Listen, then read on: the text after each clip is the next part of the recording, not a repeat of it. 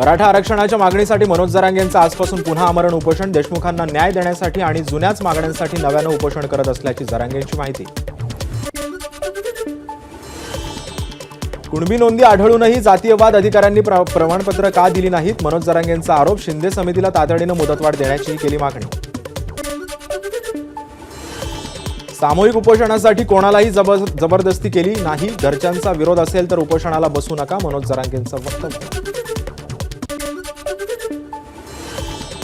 ST दरवाढी संदर्भात प्रवाशांकडून नाराजी. झालेली दरवाढ सर्वसामान्यांना परवडणारी नाही, प्रवाशांच्या प्रतिक्रिया.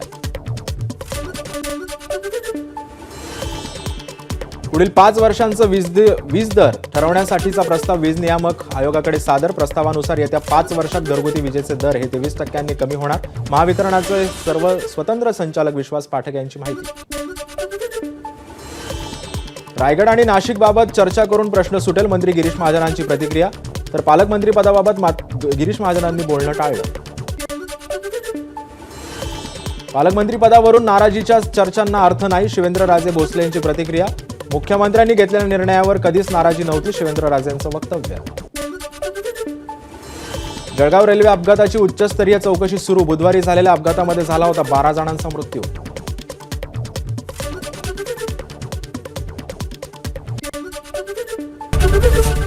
एबीपी माझा, उघडा डोळे बघा नीट.